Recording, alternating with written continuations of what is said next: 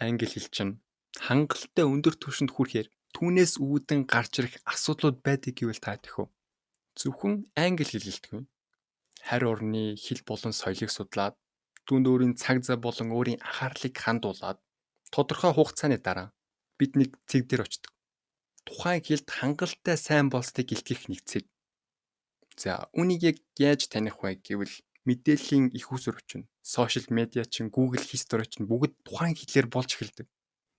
Энэ үед тухайн хэлдээ хангалттай сайн болсон энэ үед чинь л зөвхөн тулгардаг хэсэг бүлэг асуудлууд байна. Хамгийн ихэнд сэтгэлгээнд ч өөрчлөлт гарч эхэлнэ.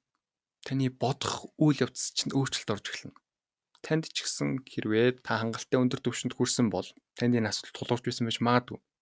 Монголоор их хэллээрээ ярьж байтал тухайн нэг хэлэх гэсэн үгээ мартчихдаг. Гэхдээ түүнийхээ бусад хэлээр санаж байгаа. Англиар санаж байгаа. Гэхдээ тэрийг их хэлээрээ мартчихдаг. Яг яагаад ийм зүйл болсон бэ гэхээр та тухайн хоёр дахь хэлдээ хангалттай их анхаарлыг хандуулчихсан, хангалттай их цаг хугацааг зарцуулчихсан, тухайн орчинд нь уусаж эхэлж байгааг илтгэж байна буюу та өөрийн мэдлгүй тухайн хэлээр сэтгэдэг болж эхэлж байгаа.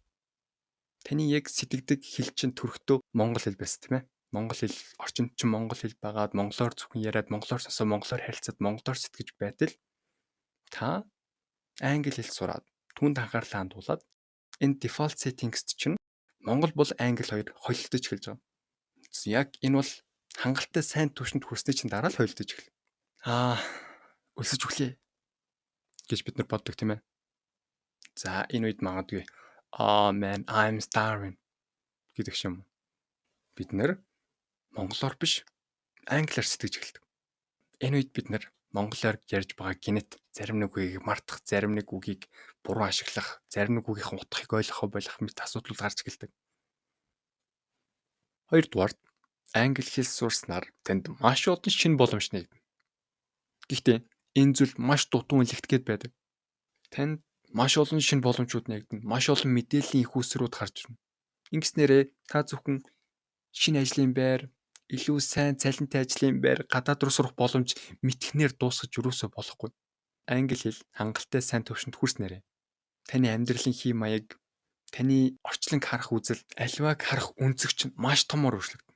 Нэг жишээл гэхэд аливаа нэг номыг монголоор уншсан, англиар уншсан хоёр шал ондоо зүйл мэдрүүл. Шал ондоо сургамж авна, шал ондоо зүйл ухааруулна. Шал ондоо мэдрэмж авна. Тэгвэл Албан бус судалгаагаар үзэхэд Монгол улсын нийт хүн амын 10-аас 15% нь англи хэлний түвшин хангалттай сайн. Буюу үлдсэн 85-аас 90% нь англи хэл байхгүй гэсэн. Энэ үед юу болох вэ гэвэл эргэн тойрны очиж таны харж байгаа зүйлийг харахгүй, таны мэдэрч байгаа зүйлийг мэдрэхгүй, таны үнцний өгж байгаа зүйлийг ойлгохгүй болоод ирнэ гэсэн.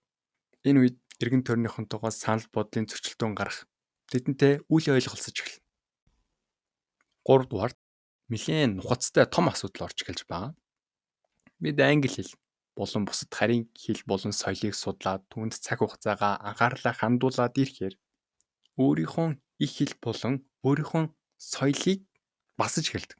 Юу гэж хэлэх гээд байна гэвэл танд ч бас тохиолдож байсан байж магадгүй.